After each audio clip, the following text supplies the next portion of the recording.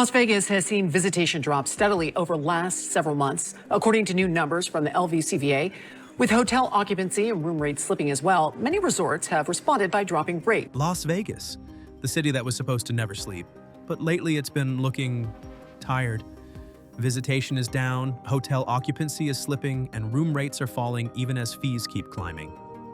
Now, one of the biggest names on the Strip, Caesars Entertainment, has been removed from the S&P 500. That's not just bad press. That's Wall Street saying, you're not one of the elite anymore. So what happened? How did the company that once defined luxury in Las Vegas become the symbol of its decline? Let's talk about it.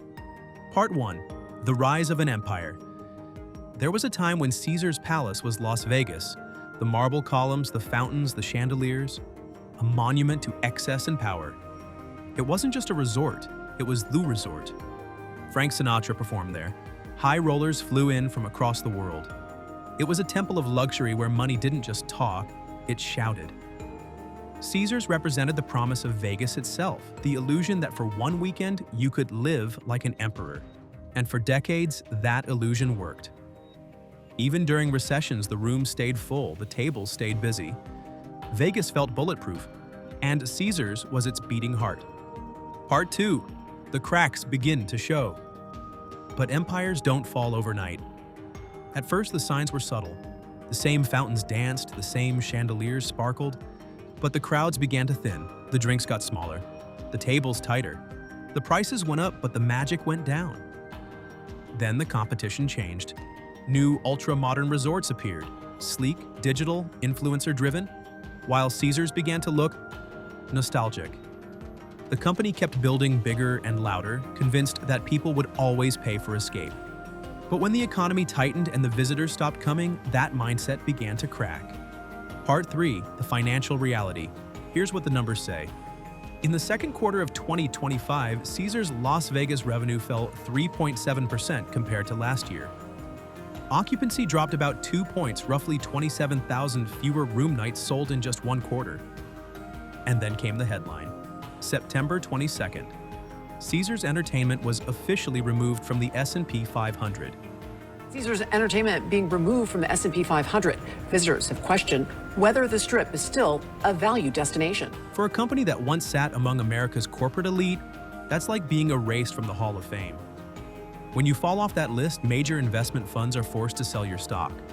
That drives the price down further and makes it harder to borrow money.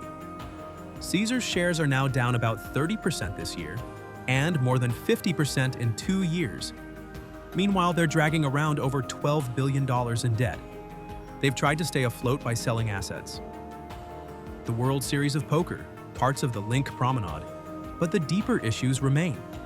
Behind the press releases, insiders talk about department cuts, hiring freezes, and fears of layoffs. The empire isn't just shrinking, it's bleeding. Part 4. Vegas is changing. But this isn't just a Caesars problem, it's a Vegas problem. Visitor numbers across the city have fallen steadily in 2025. In June alone, visitation was down 11% from the year before. Hundreds of thousands of people who decided not to come. Why? Because Vegas stopped feeling like a value destination. Dynamic pricing means your room might double overnight. A beer costs $15. A burger, $25. And resort fees? At Caesars properties, they've climbed past $50 a night. Even so-called budget resorts like Flamingo and Horseshoe now charge the same. That used to be $25 to $30. When you add that to already high room rates, people start doing the math. And staying home. The biggest blow comes from California, Vegas's main feeder market, where consumer confidence has fallen hard. Those weekend road trippers who used to drive 5 hours, spend a few hundred, and go home with stories, they're staying put. International travel hasn't recovered either. Fewer Canadians, fewer Europeans, and Asian visitors still below pre-pandemic levels. And the younger generation? They're not coming to gamble. They're playing online.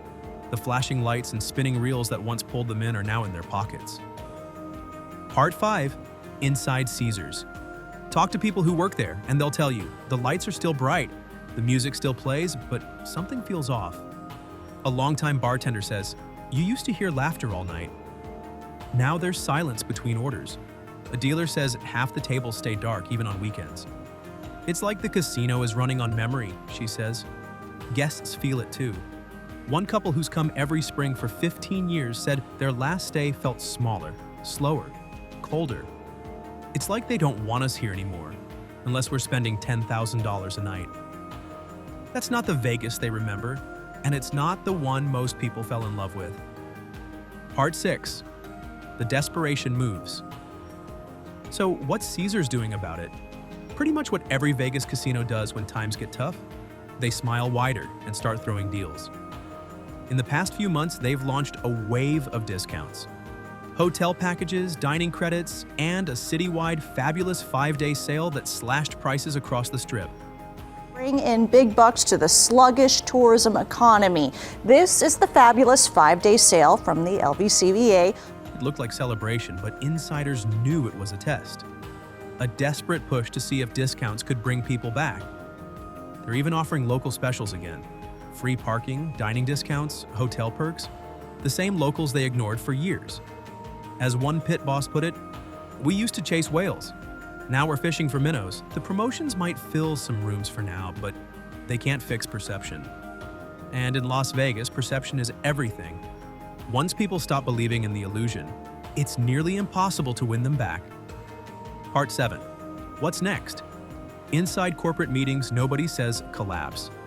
They use softer words, restructure, optimize, realign, but those words all mean the same thing. Change is coming. Rumors are swirling about mergers, property sales, even a full acquisition.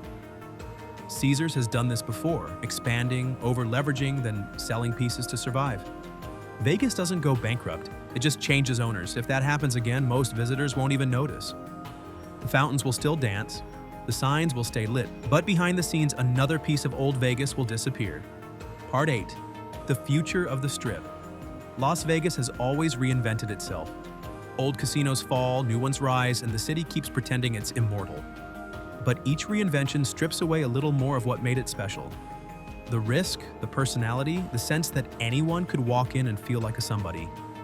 Now the Strip feels colder, safer, a gated playground for the ultra-rich. Maybe that's evolution, or maybe it's the end of an era. Caesars used to represent the dream, that you could walk in with nothing and leave with a story you'd never forget. Now, it stands as a warning, even the biggest names can fall. Still, there's one thing about Vegas that never changes, its ability to rise from the ashes. Maybe Caesars will reinvent itself again.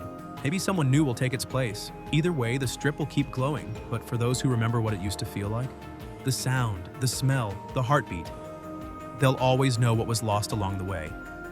Because in the end, every empire falls, and even legends built on marble eventually crumble.